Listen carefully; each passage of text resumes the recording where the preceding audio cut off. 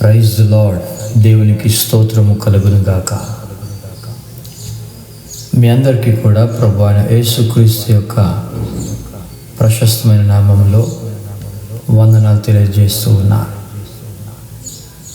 మత్తయి సువార్త 23వ అధ్యాయం 3వ వచనంలో యేసు ప్రభువారు ఈ విధంగా అంటారు, వారు చెప్పుదురే గాని చేయరు. యేసు ప్రభువారు ఎవరి గురించి మాట్లాడుతూ ఉన్నారు? ఈరోజు కొన్ని మాటలు ఆ విషయాలను ధ్యానం చేద్దాం.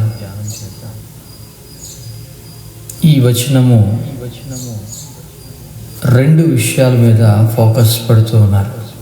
ఒకటి డాక్ట్రిన్, 2 డూయింగ్.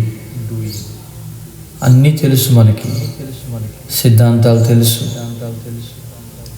ఏమి చేయాలో తెలుసు,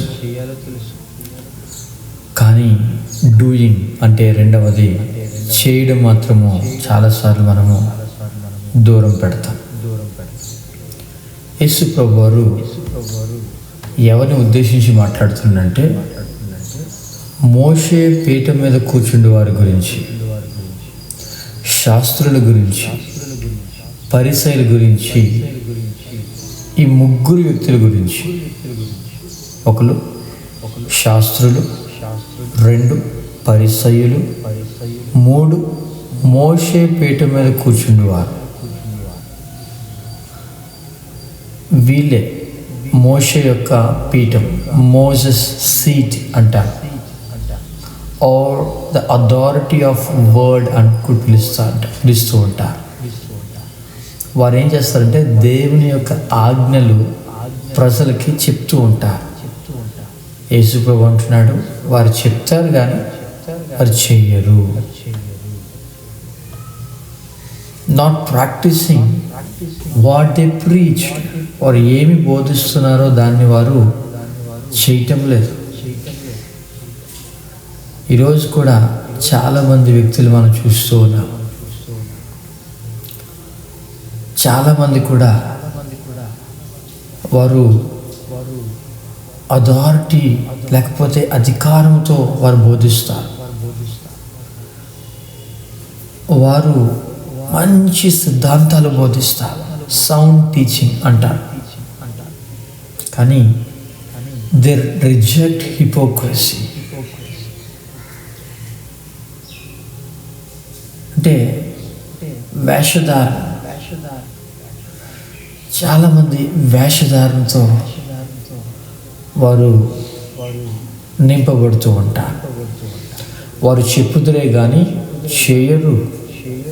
అందుకే కొండ మీద చేసిన ప్రసంగంలో యేసు ప్రభు అంటాడు, వారి ఫలముల వలన మీరు వారిని తెలుసుకుందురు అంటాడు.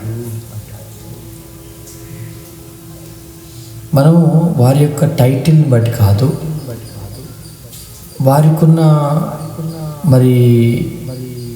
అధికారం బట్టి కాదు, వారికున్న ఫలములు అంటే వారి యొక్క క్రియలు, వారి యొక్క గుణము, ఇవన్నీ కూడా వారి గురించి సాక్ష్యము ఇస్తూ ఉంటాయి.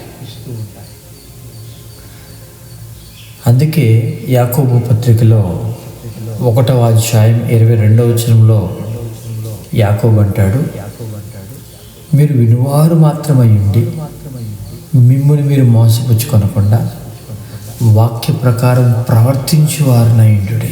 ఈ రోజుల్లో ప్రవర్తించేవారు కొదువైపోతూ ఉన్నారు.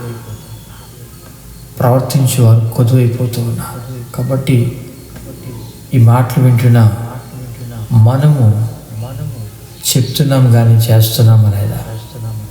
ఈ విషయాన్ని మనం పరిశీలించుకుని ప్రభు సన్నిధిలో మన యొక్క జీవితాన్ని మార్చుకుందాం. God bless you. దేవుడు మిమ్మల్ని దీవించును గాక. ఆమేన్. ఆమేన్. Praise the lord.